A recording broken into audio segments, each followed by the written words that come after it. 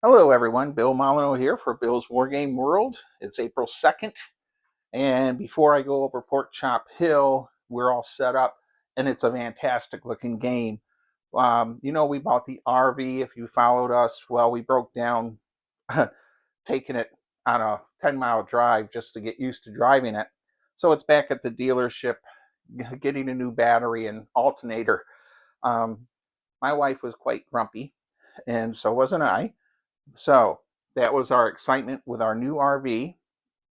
Another thing is, 9 people out there bought my new game on the Battle of the Hook, and that it was a $5 donation from Blue Panther Games per game for 45 bucks going to Save Weiss Fork Battlefield. So Wade, if you're watching this, I got to send you $45.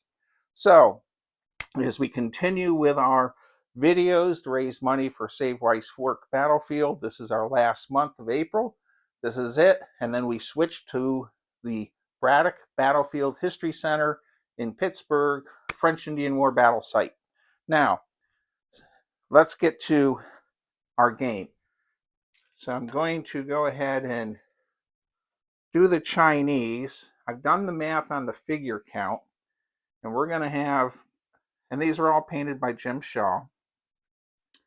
And we're going to have 3 waves, roughly. And so we have some Airfix Russians painted up a bit like Chinese. BMC Chinese. I'll stop the camera here.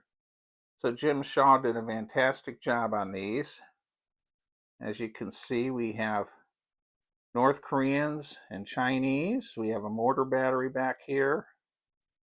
And just a phenomenal looking game.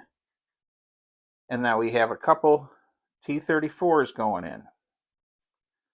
All right. Now, from the opposing view, if you're the Chinese, the objective is to take that bunker. That is mostly defended all by American U.S. Army troops.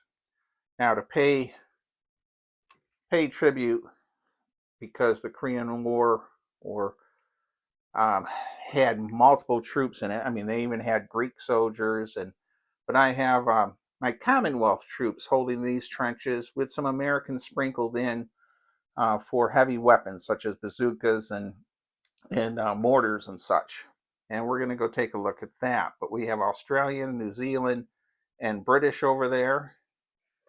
And let's go take a look at the American forces. All right, our American forces are all ready to go. And here we have our tank that was made for me by Vince of Broome County, New York, 93-year-old Korean War veteran. Very proud to have his tank in action. And it has some support infantry. It has not got blown up yet. We have some heavy weapons guarding our bunker.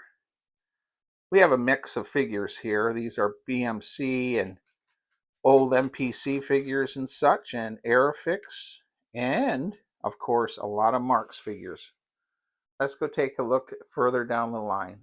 All right, we have to have our MASH unit, or our wounded soldier, going out to the MASH hospital for surgery. And of course, we have the bunker here that was so famous at the ending of Pork Chop Hill.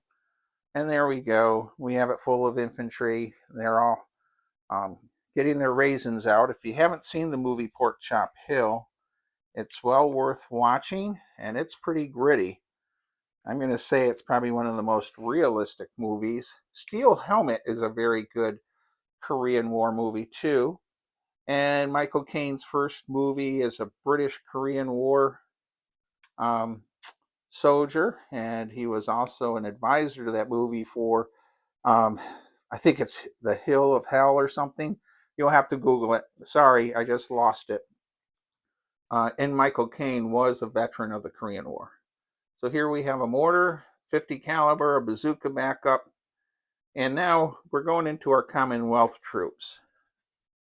And for all my viewers out there, we have some New Zealand, Australian troops. some Highlanders. We got some bagpipe players in the background, and a lot of Bren guns and British infantry. And they're holding this flank. Now, they don't have a lot of... I had to bring in some American bazookas because I didn't have any bazooka men for British, and I didn't think they were still using Piats at this time, and I didn't bother checking. So here we have, and these figures painted by Jim Shaw. All the Australia, New Zealand ones, I believe, were painted by his granddaughter. All right, now what are they seeing from the other direction? Well, this is the first horde. I'm going to run 3 waves. That's right, 3 waves of Chinese. I went really heavy in there, Jack Brendel. You said to put a lot of figures towards the bunker, and I did that, and just a light sprinkling on the other sides where they're not making such a heavy attack. And we will move over here just to give you a view. They've repaired that bunker, and they have a Vickers machine gun and a Bren gun in it. And there's one of our bagpipe players. We'll pause here. All right, everyone. What do you think? Pork Chop Hill will not be played tomorrow night. Lisa and I are trying to go to the Virginia house. Or on Friday. So I don't know if I'll run a turn on Thursday or not. I'm going to say, with the amount of figures I have on this table, it will not be an easy task to resolve combat. So this is going to be a lengthy battle for one person to play. And I hope it generates some views. So all of you that are watching will, one, find it enjoyable. And I'll try to keep the video short, under 30 minutes. I will resolve all combat off camera. And that's really about it for our Pork Chop Hill setup. So I want to say thank you to all you that go to Blue Panther Printing and buy my board games. Someone sent me a nice note. They just bought my Zulu game. And really, really appreciate everyone that watches my goofy channel. And as you see, we're going to send out the hordes of Chinese and North Koreans.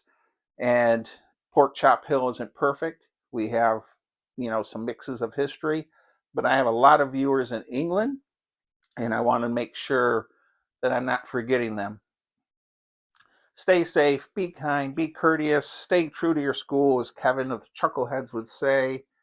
And I think this is going to be a fun game, and we'll see what happens. Thank you, everyone.